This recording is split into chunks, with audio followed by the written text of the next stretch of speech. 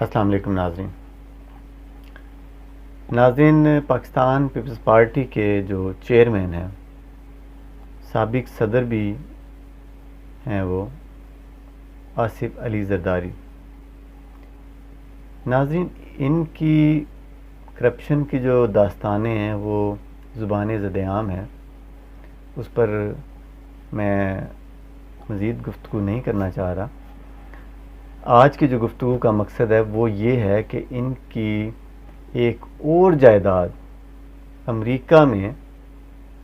نکل آئی ہے جس کو انہوں نے ظاہر نہیں کیا۔ ناظرین، یہ ایک اپارٹمنٹ ہے جو کہ نیو یارک کے مین ہیٹن علاقے میں ہے۔ ناظرین، نیب نے اس کا نوٹس لے لیا اور نیب نے اس اپارٹمنٹ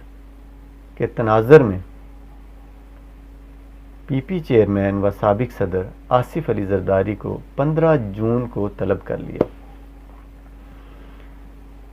اور ناظرین،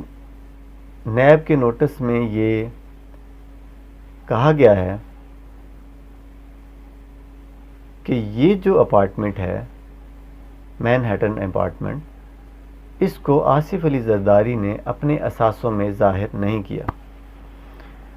اور ناظرین، صرف بات یہیں ختم نہیں ہوتی، بلکہ میں آپ کو یہاں یہ بھی بتاتا چلوں کہ نیب کو مین ہیٹن جو ہوٹل ہے، اپارٹمنٹ ہے مین ہیٹن میں، اس کی خریداری کے لیے کوئی یہاں سے ٹرانزیکشن یعنی کہ رقم کی منتقلی امریکہ میں، اس کے بھی کوئی ثبوت نہیں ملے یا کچھ ایسی ایویڈنس نہیں سامنے آئیں جس پر یہ کہا جائے کہ یہ رقم جو ہے نا وہ وہاں باہر بھیجی اور اس رقم سے جو وہ اپارٹمنٹ ہے وہ خریدا گیا۔ اب ناظرین، آصف علی زرداری نے اس نیب نوٹس کے پیش نظر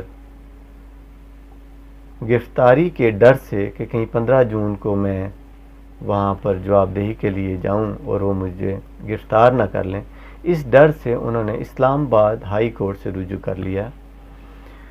اور وہاں دیکھیں انہوں نے عذر کیا پیش کیا۔ انہوں نے کہا کہ جی میں بہت بیمار ہوں، بہت ساری بیماری میں مبتلا ہوں، میرا علاج جاری ہے،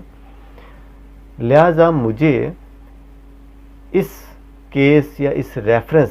کے حتمی فیصلے تک مجھے ضمانت دی جائے۔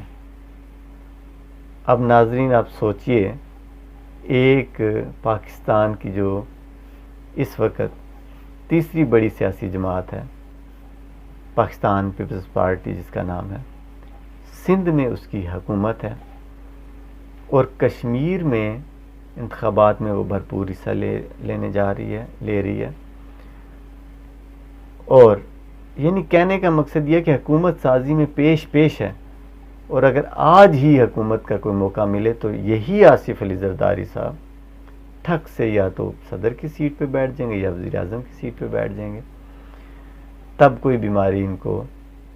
یاد نہیں آئے گی، اور نہ ہی ہماری قوم کو یہ بات یاد رہے گی کہ بھی یہ تو بیمار تھے، اتنے بیمار تھے کہ عدالت پیش نہیں ہو سکتے تھے، نیب پیش نہیں ہو سکتے تھے، تو لیکن یہ ہے کہ ہم نے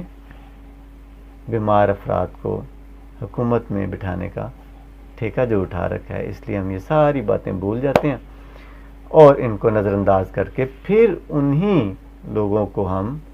ووٹ دیتے ہیں جن پر کرپشن کے بے پناہ کرپشن کے الزامات ہوتے ہیں۔ ناظرین، قوم کو بھی سوچنا چاہیے اور باتیں یاد رکھنی چاہیے۔ Thank you very much.